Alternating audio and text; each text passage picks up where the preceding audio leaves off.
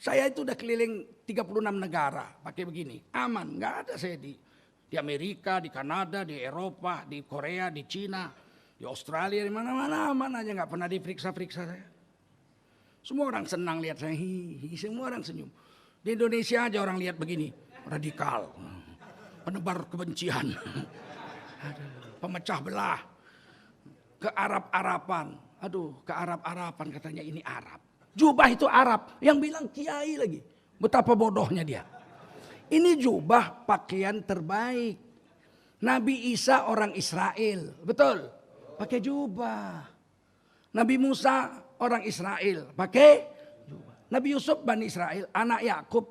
Nabi Yakub itu Israel. Israel itu gelar untuk Nabi Yakub. Orang yang berjalan malam, anaknya 12. Nabi Yusuf pakai jubah dalam surah Yusuf.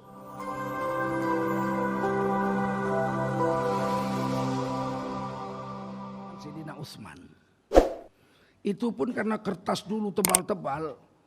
Satu ikat setebal ini baru bisa 9 lembar sekarang. 1 juz. Maka disebut 1 juz itu 1 ikat. Karena tebal-tebal itu akhirnya Quran ini menjadi 30 juz, 30 ikat. Ikat itu nggak sengaja jadinya itu. Karena kertasnya tebal-tebal jadi 30 ikat lah 1 Quran. Sekarang 30 ikat segini aja. Kenapa? Kertasnya sudah bagus. Paham? Sementara Imam Hanafi mengajar di Masjid Negara Islam waktu itu di Baghdad, harus mengajarkan agama yang sempurna. Bagaimana cara wudhu, bagaimana cara makan, bagaimana cara sholat, bagaimana cara puasa. Harus dituliskan buku lengkap, bab-bab yang rapi, mana dalil-dalil air, mana dalil-dalil wudhu, mana dalil-dalil puasa. Kamu serak-serak di mana-mana itu. Oleh Imam Hanafi karena beliau hafal hadis 100.000, hafal Quran 30 juz. Beliau ngajar sama murid-muridnya. Sholat itu syarat-syaratnya ini, dalilnya ini. Rukunnya ini, dalilnya ini, Quran hadisnya ini. Ditulisin sama muridnya jadi 1 buku. Buku agama yang lengkap yang dikarang oleh Imam Hanafi itu disebut mazhab Hanafi. Nggak boleh disebut ad-din, nggak boleh disebut millah. Tapi disebut mazhab. Sampai sini paham? Imam Syafi'i mengajar. Yang hafal Quran Imam Syafi'i. Quran belum dicetak waktu itu. Yang punya baru khalifah sama gubernur. Imam Syafi'i mengajar. Bagaimana yang diajarkan? Bagaimana cara membayar zakat? Berapa nisabnya? Bagaimana haulnya? Siapa yang mustahak, yang berhak menerimanya? Siapa yang muzaki? Siapa yang membayar zakat itu? Bagaimana bentuk zakat itu? Zakat fitrah apa? Zakat penghasilan berapa? Zakat perdagangan bagaimana? Itu kan berserak-serak Quran hadisnya. Hadis belum ditulis. Quran belum dijual. Dia ceritakan begini dalilnya begini ditulis jadi 7.000-an halaman. Disebut kitab Al-Um, kitab Induk. Tidak bisa disebut millah Imam Syafi'i, tidak bisa disebut ad-din Imam Syafi'i, tapi disebut apa? Mazhab Syafi'i. Nah. Jadi agama itu kalau dikaitkan dengan ulama mazhab, kalau dikaitkan dengan Nabi millah, kalau dikaitkan dengan Allah ad-din. Itu bahasa. Tak bisa dibantah itu. Hari ini orang nggak mau bilang agama, semua ad-din. Din saya, dia pakai din pula. Dinullah, agama Allah, millah Muhammad Rasulullah, madhab Syafi'i, begitu. Pemahaman saya. Turun dia, turun.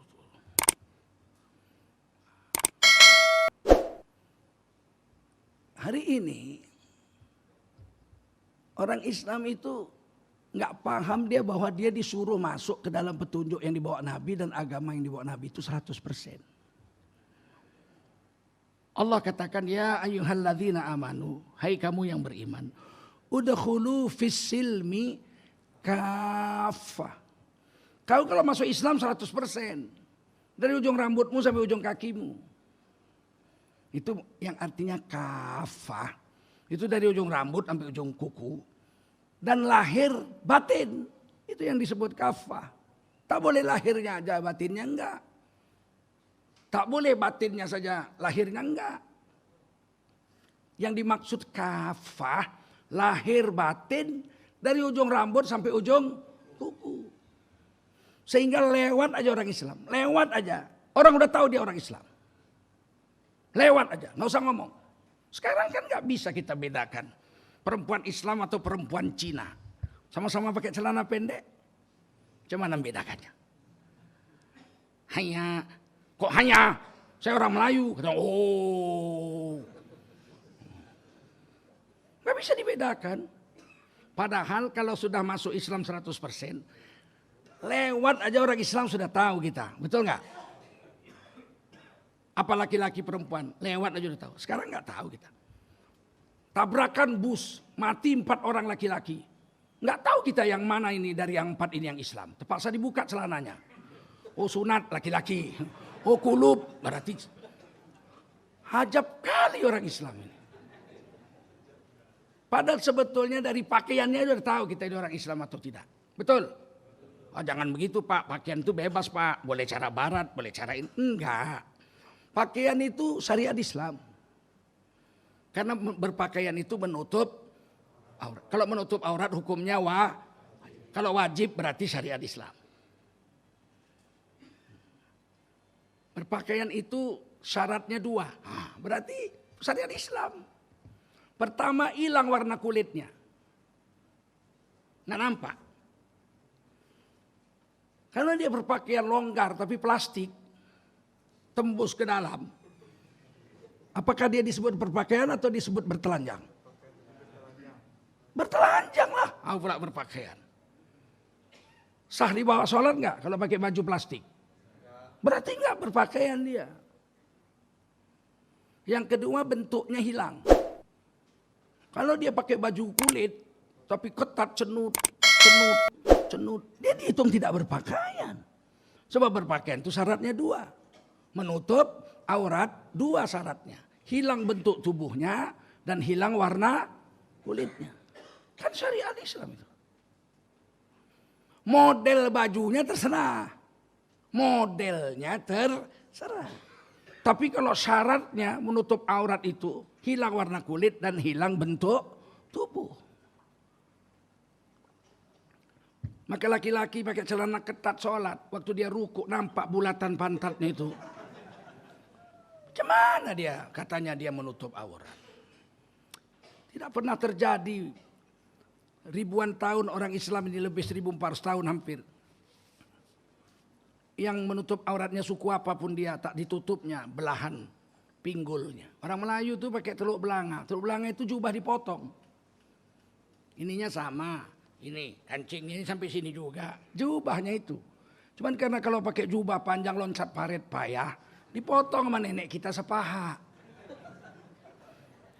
Namanya teluk.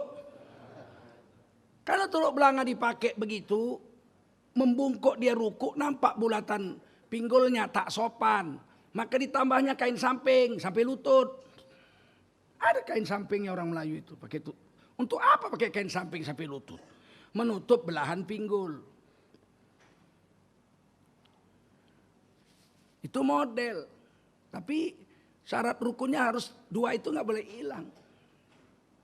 Dan alhamdulillah ditulis di Quran. Cara berpakaian laki-laki ditulis Quran 3. Modelnya. Dalam surah Al-A'raf ayat 26. Ya bani Adam. Wahai laki-laki anak cucu Adam laki-laki. Manusia maksudnya. Qad anzalna alaikum libasa. Sungguh kami Allah telah turunkan kepadamu laki-laki. Kepadamu laki-laki. Alaikum. Libasa beberapa jenis pakaian. Yang pertama. Yuwari sawatikum. Sekedar tutup aurat saja. Pakai sarung aja tertutup pusat sampai lutut. Sah. Tak berdosa lagi. Itu batas minimal. Pakai sarung tertutup lutut sampai pusat. Walaupun pusat bukan aurat, lutut bukan aurat. Tapi kan payah itu menjaganya kalau pas-pasan nutupnya. Lebih baik ditutup sekalian lutut sama pusatnya. Itu namanya warok, berhati-hati. Nah kalau kita sholat pakai sarung aja, nggak pakai baju, sah apa nggak? Kuat jawabnya, sah nggak? Pantas apa nggak? Nah, coba sholat Jumat besok semua pakai celana jodon. Jadi ternyata Islam ini pun bukan sekedar sah aja. Sah itu syarat minimal. Kurang dari itu nggak sah. Kurang dari itu nggak sah. Jadi kalau kita beramal menurut garis fikih, ya minimal betul itu sudah pas-pasan aja. Tak ada lebih apa-apa. Diturunkan pakaian kedua, warisya, pakaian kehormatan, pakaian eksekutif. Kalau orang Melayu turuk belanga, kalau orang India kurta, kalau orang Barat jas. Ini pakaian kehormatan, pakaian raja-raja mereka. Orang Malaysia sampai sekarang sholat Jumat raja-rajanya itu masih pakai turuk belanga, pakai kain samping. Riau dulu zaman Pak Rusdi Jainal masih populer itu sholat Jumat pakai turuk belanga, pakai kain samping. Baru pakaian yang ketiga, walibasut taqwa, pakaian takwa. Dzalika khair, yang ini yang terbaik. Yang bilang tuh Allah di Quran. Mana pakaian takwa itu? Serban, jenggot, jubah, celana cingkrang, cincin, tongkat. Itu pakaian terbaik. Hadisnya, kana ahabbus siyab ila Rasulillahi sallallahu alaihi wasallam al-qamis. Dari banyak baju zaman Nabi. Jadi ini kita disesatkan sama orang-orang Sontoloyo. Iya, sesatnya begini. Zaman Nabi kan semua pakai jubah. Zaman itu ya semua pakai jubah. Abu Lahab juga pakai jubah. Abu Jahal juga. Inilah mengarang-arang Sontoloyo ini. Seolah-olah zaman Nabi cuma ada baju satu model. Penipu dia. Dari hadis itu aja nampak. Karena ahabbus siyab ila Rasulillahi sallallahu alaihi wasallam al-qamis. Dari banyak baju di zaman Nabi, yang paling Nabi suka adalah jubah. Berarti ada baju lain yang Nabi tidak suka. Ini ngerti bahasa ini. Katanya sense of understanding. Kalau dalam bahasa Inggrisnya semantics.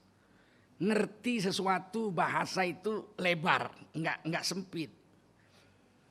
Orang yang menuturkan bahasa asli itu ngerti maksudnya yang lebar. Beda dengan profesor doktor orang Inggris belajar bahasa Indonesia. Walaupun profesor bahasa Indonesia tapi orang Inggris. Nggak lebar itu pemahamannya. Ditanya orang sama dia. Profesor, ya ada rokok.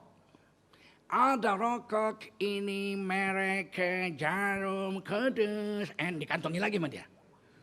Karena menurut pemahaman dia kawan itu cuma nanya. Ada rokok? Ada nih. Kantongin lagi. Pemahamannya sempit. Pemahamannya sinteks tuali. Secara sintak aja. Secara bentuk kalimat aja. Tapi kalau orang Indonesia asli tanya. Pak ada rokok? Cek. Kasihnya langsung sebatang. Karena dia tahu ada rokok maksudnya mintalah sebatang. Itulah bahasa. Bagaimana kita mau mengartikan Quran dan hadis, kita nggak ngerti bahasa Arab. Tak mungkin kita bisa paham.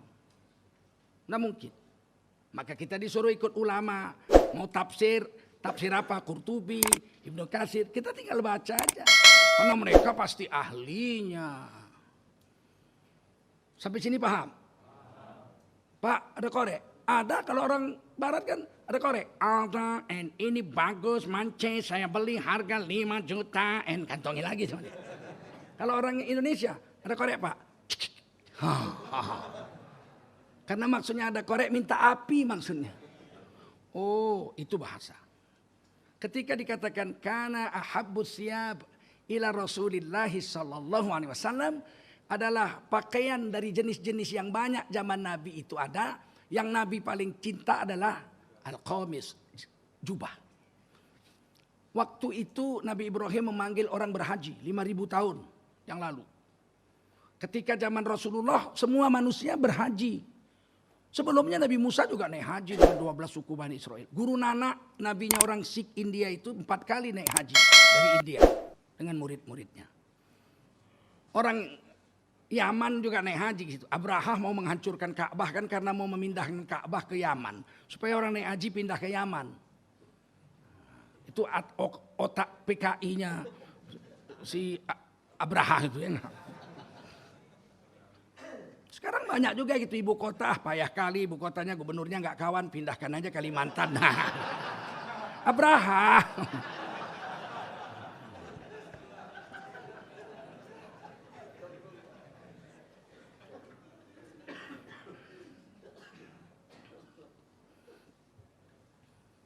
Coba secara logika, orang Yaman datang ke Mekah naik haji, pakai baju Yaman atau pakai baju Mekah? Orang Parsi, kerajaan waktu itu superpower dua, Parsi dengan Romawi. Orang Parsi datang ke Mekah pakai baju apa? Pasti pakai baju Parsi.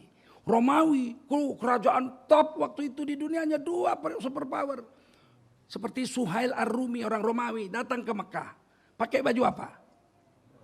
Romawi. Orang Ethiopia seperti Bilal bin Rabah, Zaid bin Harithah datang ke Mekah, pakai baju apa? Ethiopia. Setuju? Kalau waktu itu ada orang Jawa naik haji pakai baju apa? Udah pasti pakai belangkon lah dia ya enggak? Atau kalau yang rakyat biasanya pakai sarung aja nggak pakai baju. Ya kan, kayak film-film silat Jawa itu ya nggak pakai baju. Keris aja bawa sini, belakang pula kerisnya itu. Kalau kita Melayu keris di depan. Itu hebatnya orang Melayu. Tak senang kita selesaikan di gelanggang. Orang Melayu begitu, lebih baik mati berkalang tanah daripada hidup bercermin bangkai. Mati di gelanggang, kerbau tebusannya. Mati di tempat tidur, ayam tebusannya. Orang Melayu tak senang kita selesaikan dengan keris. Kalau orang Jawa kan keris di belakang. Membunuh orang lembut juga dia, dicabutnya. Kue arep tak pateni.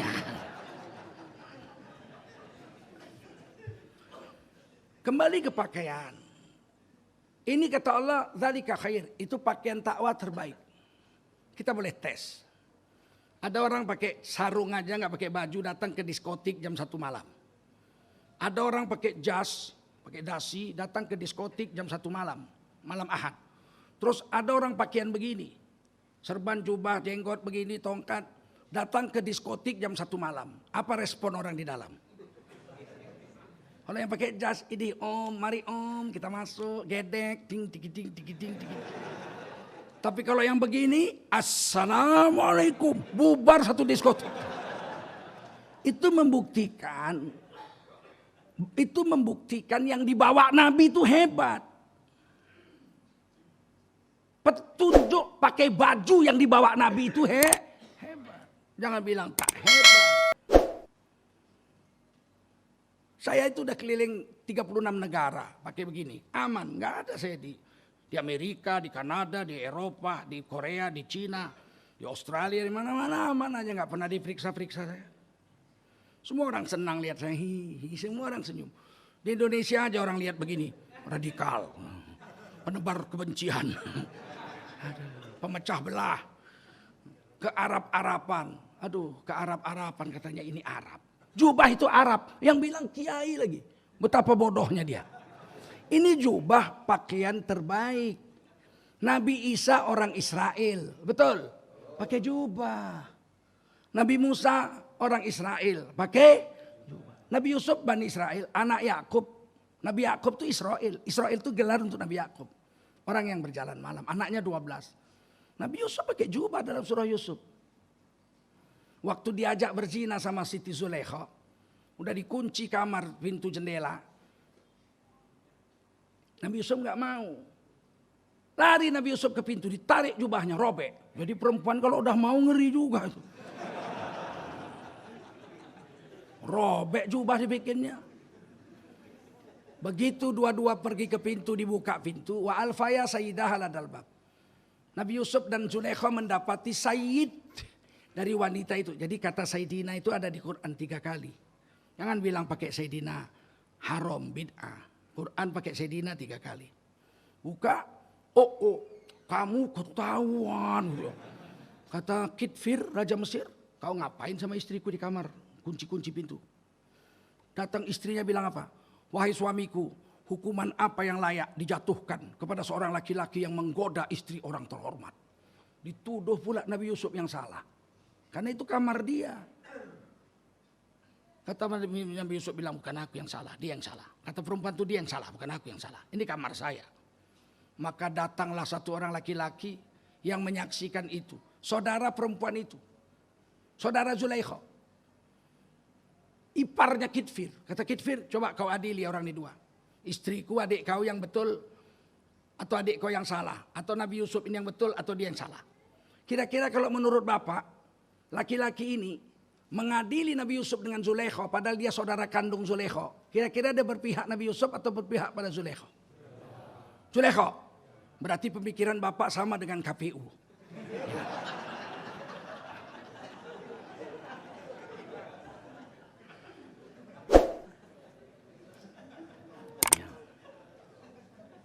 Ternyata laki-laki ini berpihak kepada kebenaran. Jarang ada itu. Syahid bin ahliha. Seorang saksi yang menjadi hakim dari keluarga si perempuan itu. Apa katanya? Dia berpihak pada kebenaran. In kana qamisuhu qudda min qubul. Andai kata jubah Nabi Yusuf yang robek sebelah depan. Fasodakot, istrimu yang betul, Nabi Yusuf yang jahat. Wa in kana qamisuhu qudda min dubur. Tapi kalau jubah Nabi Yusuf yang robek sebelah belakang. Fakadzabat, istrimu pendusta. Nabi Yusuf benar. Ditangkap Nabi Yusuf, dicek, robek jubah sebelah belakang. Berarti yang salah Siti Zulaikha. Nabi Yusuf lari ditarik. Ini harusnya istri dicerai, ya kan? Atau dihukum ini. Ternyata Raja Kitfir takut sama perempuan.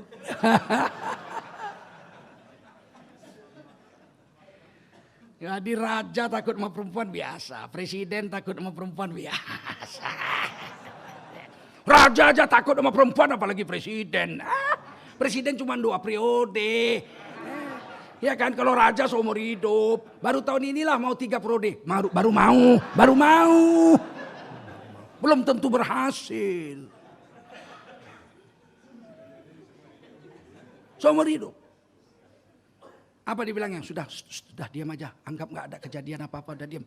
Kau Yusuf udah tenang aja kau. Karena takut sama bini. Kalau aku mana ada cerita. Pinggan tak retak, nasi tak dingin. Sekali kau tak endak, 1000 kali aku tak ingin. Ya gak? Ngapain dipertahankan Astuti? Istri Astuti. Astrea tahun 73. Jalan aja miring. Ku ambil lah Mio baru ya gak? Sekali gas loncat. Oh,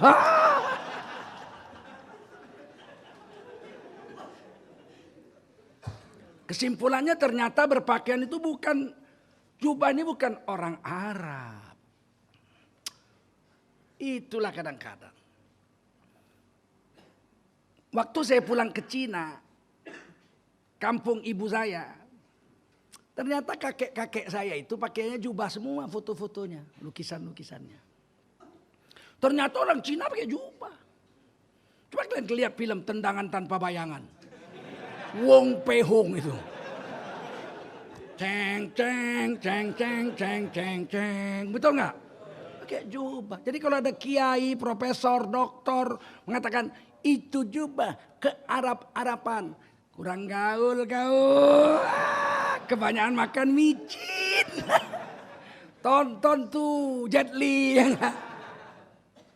Hari ini memang dia bukan nggak ngerti itu, ngerti profesor doktor ahli agama dari SD sampai S3-nya agama kok.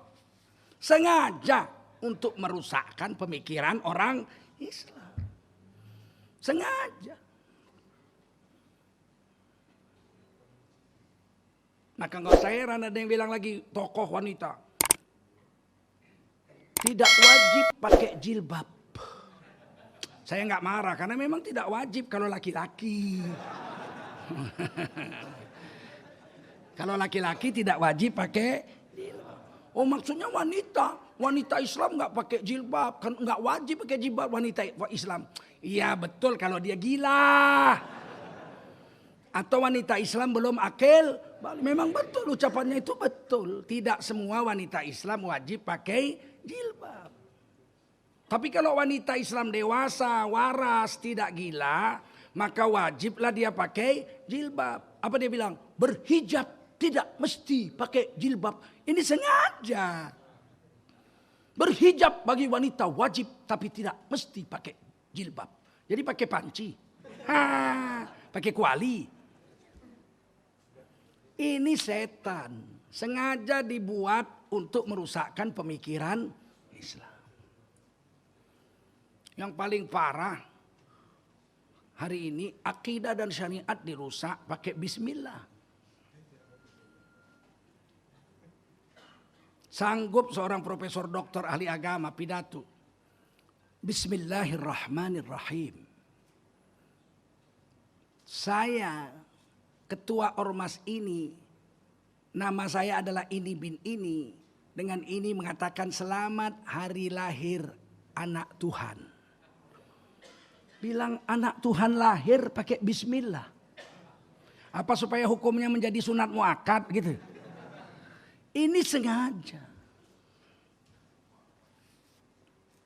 Dalam Islam ada syariat, ada akidah.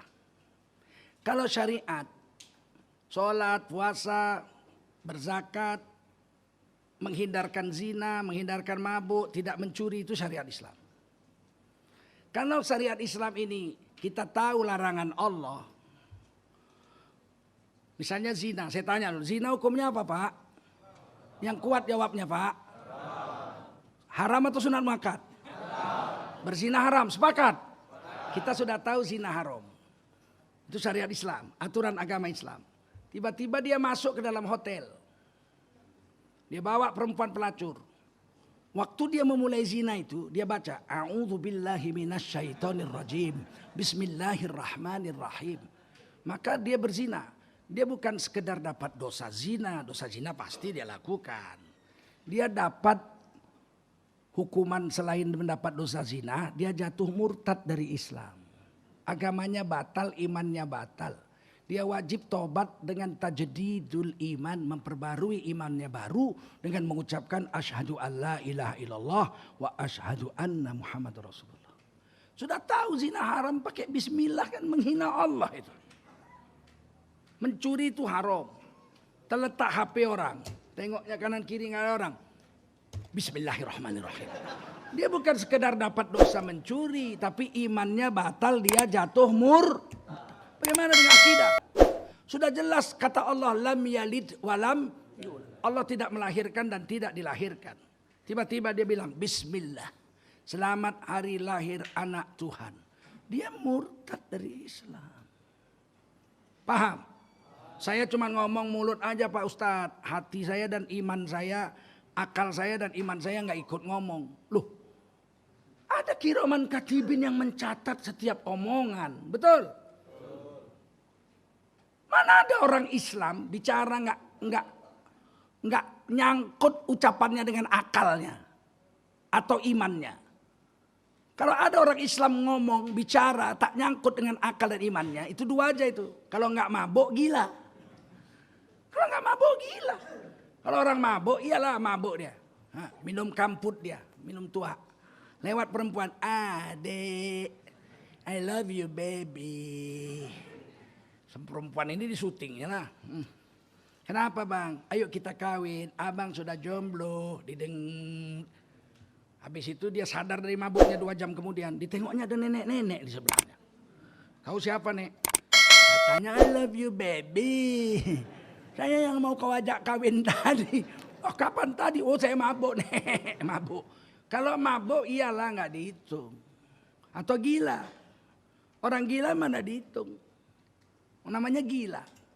Ada orang gila di rumah sakit gila mancing. Nek duduk di kursi mancing di ember. Datang dokternya. Selamat pagi bedul. Serius dia mancing. Bedul selamat pagi. Diliriknya pun gak dokter tuh. Mancing di ember. Ditepuk dokter tuh bahunya. Bedul selamat pagi.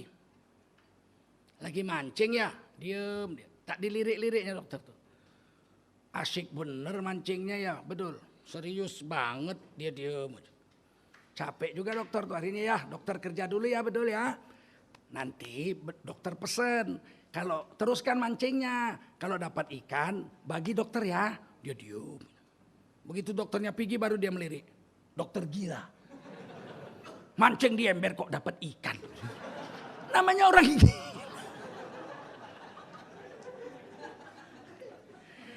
Macam mana orang gila mau dijadikan patokan? Paham? Dan kalian ikut-ikut orang-orang seperti itu. Dalam satu ayat saya ingin bacakan ini manis tentang Nabi Yusuf waktu diajak berzina.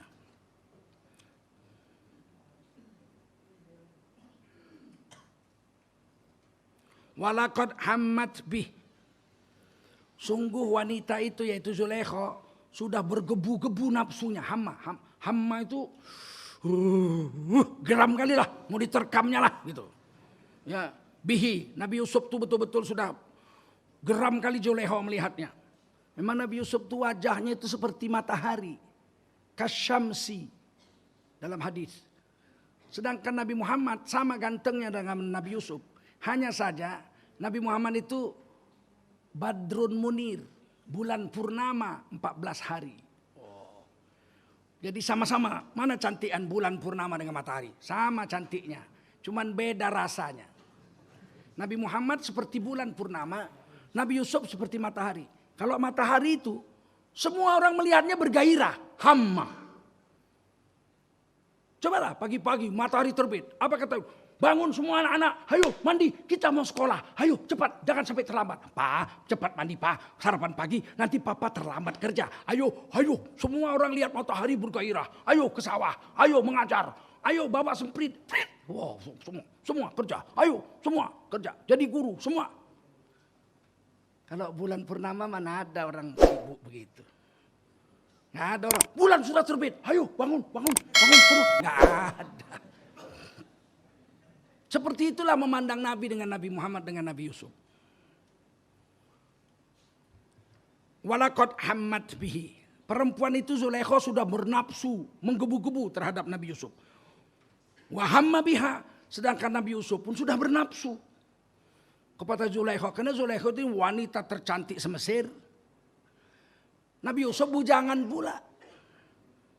Laula an ro'a burhana rabbihi. Andai kata saat itu Nabi Yusuf tidak melihat burhan. Burhan bukan burung hantu, bukan. Burhan, cahaya ilahiyah. Di dalam diri Nabi Yusuf ada burhan. Seandainya saat itu Nabi Yusuf tidak melihat burhan dari Tuhannya, pasti perzinahan itu sudah terjadi. Jadi di dalam hati Nabi Yusuf ada burhan. Kalau akal waktu itu nafsu, udah kalah Nabi Yusuf, udah mau. Tapi burhan menolak. Kadzalika linasrifa anhu su'a wal fahsya. Dengan burhan itulah kami palingkan Nabi Yusuf dari perbuatan keji, su wal fahsya dan mungkar. Fahsya bukan mungkar. Fahsya, keji. Su, perbuatan jelek. Fahsya, keji. Apa bedanya fahsya dengan mungkar? Mungkar, perbuatan keji yang merugikan orang.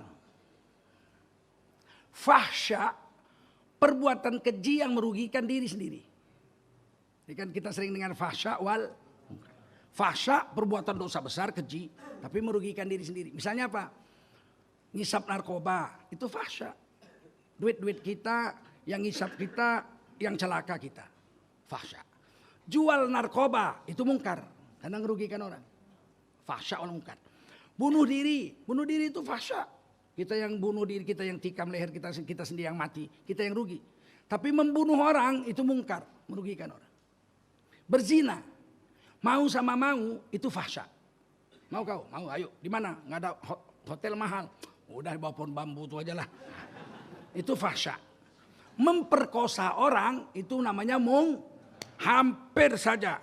Kalau tidak ada burhan di hati Nabi Yusuf. Pada saat itu Nabi Yusuf pasti sudah berzina. Dengan burhan itu yang ada di hati Nabi Yusuf. Akalnya dan nafsunya bisa diputar. Sehingga Nabi Yusuf selamat dari perbuatan yang buruk dan perbuatan yang merugikan diri sendiri, yaitu fahsya, yaitu zina. Innahu min ibadinal mukhlasin. Sesungguhnya Nabi Yusuf termasuk hamba yang mukhlas. Apa mukhlas? Orang yang ikhlas, yang dijadikan langsung oleh Allah.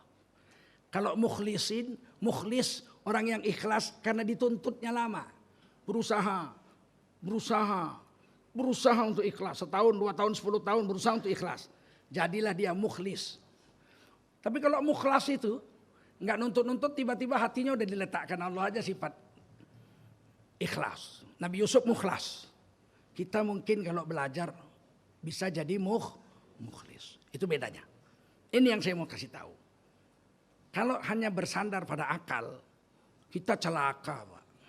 Anak-anak kita celaka. Sebab akal ini berubah-berubah dia. Kalau nafsu naik, akal kalah. Bahkan kalau nafsu besar, iman kecil, iman pun kalah. Jangan dipikir orang-orang yang melakukan dosa itu tidak tahu hak agama, nggak tahu hukumnya, bahwa itu haram. Tahu. Pelacur-pelacur ditangkap Satpol PP malam-malam, dibawa kantor polisi, bawa kantor Satpol PP, keluarkan KTP, dilihat. Aminah namanya. Kau Aminah? Aminah om. Orang Islam kau? Yo, nenekku aja 2 kali naik haji om.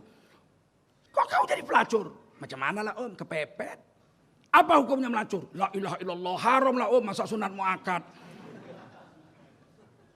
Kenapa dia tahu haram dia kerjakan? Sebab akal dan imannya kalah dengan nafsunya.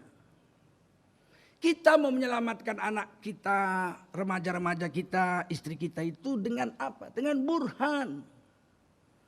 Tanamkan kepada mereka kebiasaan sholat, kebiasaan baca Quran. Nanti ketika terjadi pertempuran antara hak yang batil, dia diajak berzina misalnya, nggak ada orang, berdua saja, hatinya mengatakan jangan, hancur kau nanti di akhirat. Itu burhan. Akhirat tenang aja, habis zina kita tobat. Allah Maha Pengampun. Itu setan itu. Terbayang wajah ibu. Aduh, kalau aku berzina, ketahuan sama orang kampung, betapa hancurnya hati ibuku. Ibuku membesarkan aku susah payah, janda ibuku. Cari makan, dihina-hina orang. Sudah besar aku berzina, tahu nanti ibuku, alangkah hancurnya perasaan ibuku. Tidak jadi, itu burhan. Kita mau tanamkan burhan itu supaya anak-anak kita selamat. Burhan yang paling kuat itu adalah Al-Quran. Suruh anak kita baca Quran tiap hari. Ketika nanti dia bertemu dengan satu persoalan, dia harus memilih. Pilih yang haram atau pilih yang halal. Akal udah ketutupan, sudahlah kita miskin.